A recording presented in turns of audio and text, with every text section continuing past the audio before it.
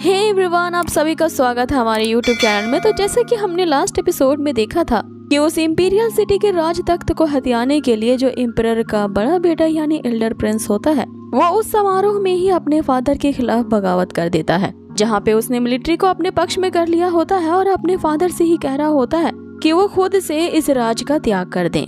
इस पे एम्परर उनसे कहते हैं कि मैंने तुम्हें घुड़सवारी से लेकर तलवारबाजी सिखाई, साथ ही तुम्हें जंग के मैदान में कैसे फाइट करना और कैसे प्लान बनाना है, ये सब कुछ मैंने तुम्हें सिखाया और तुम मेरे ही खिलाफ बगावत आज कर रहे हो। इस पे एल्डर प्रिंस उसे जो जवाब देता है, इस पे तो मुझे हंसी आती है, लेकिन उसका भी कहना सही था। एल्डर प्रिंस उनसे कहते हैं कि जैसे मैं उन सब चीजों को सीख जाऊंगा, आपने कहा था ये राज तख्त मेरा होगा और आगे फ्यूचर में मैं इस पूरे इंटायर एम्पायर पे रूल करूंगा। और अब मैं 50 साल का हो चुका हूँ, तो क्या मरने के बाद इस एम्पायर पे रूल करूंगा? बचपन से आपने मुझे यही सपना दिखाया और अचानक से अपना मन बदलते हुए इस राज सिंहासन का अगला वारिस इस प्रिंस चेन को घोषित कर दिया।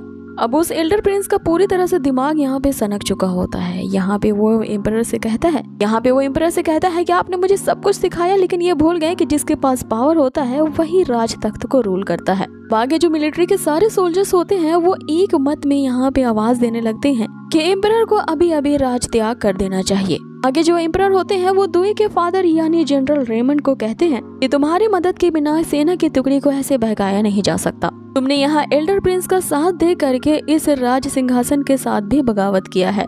इस पे जो दुई के फादर होते हैं, यहाँ उन्होंने भी अपनी चाल चलना शुरू कर दिया था। वो उस पैलेस के चारों तरफ एक अलग तरह का मैजिक सर्कल क्रिएट करते हैं ताकि इस सर्कल के बाहर कोई भी कोर्ट का मैजिशियन ना जा सके।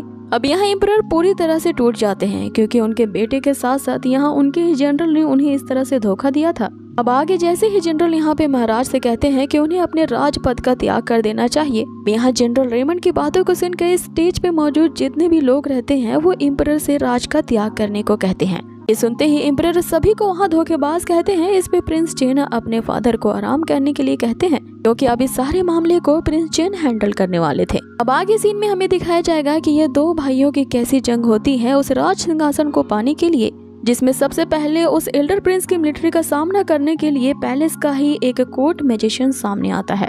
ये जो कोर्ट मैजिशियन होता है, इसे सभी लोग एक ग्रेट शॉर्ट मैन के नाम से जानते हैं और ये पूरे कॉन्टिनेंट में अकेला ही ऐसा तलवारबाज था जिसके मुकाबला में आज तक कोई टिक नहीं पाया था।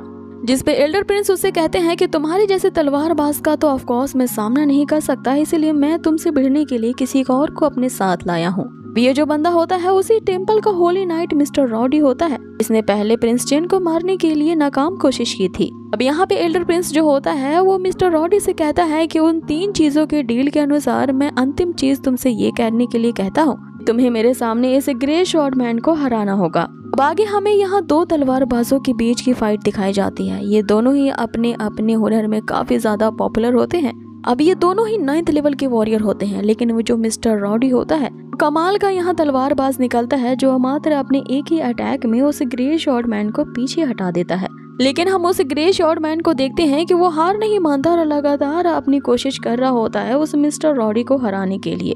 लेकिन वो जो ग्रे शॉर्ट मैन होता है उस मिस्टर रॉडी के एक मूव के आगे भी टिक नहीं पाता, इसीलिए वो अब अपना अंतिम पैतरा आजमाता है और वो ये होता है कि वो समय को मात देते हुए मिस्टर रॉडी के चारों अराउंड एक ऐसा शील्ड बना लेता है जिसपे वो किस दिशा से अटैक करने वाला है ये उसे भी नहीं पता। लेकिन मिस्टर रॉडी यहाँ उसकी इस ट्रिक को यूजलेस बताता है, क्योंकि मिस्टर रॉडी ने अपनी होली पावर का यूज करते हुए इस टाइम और स्पेस के रूल को ही अपने अनुसार ढाल लिया था और चाहे अभी इस टाइम लाइन में कोई कितना भी फास्ट उस पे अटैक करे, समय से परे जा करके उसकी तरफ अटैक करने वाले हर एक मूव को वो डिफेंड करता है। अब ये देख के सभी लोग हैरान रह जाते हैं कि आखिर किस तरह से एक मामूली सा वॉरियर एक 7th लेवल के होली नाइट का मुकाबला कर सकता है। आगे शॉर्ट मैन उस वॉरियर को मरता देख उससे कहता है कि तुम जैसे वॉरियर से मुकाबला करना मेरे लिए सम्मान की बात थी, और अब तुम्हें मारने के बाद मैं उसे एल्डर प्रिंस के दिए गए उन 3 कामों से आजाद हो चुका हूँ। यानी कि वो एल्डर प्रिंस से किसी एग्रीमेंट में बंधा था जिसमें उसकी सोल कैद होती है।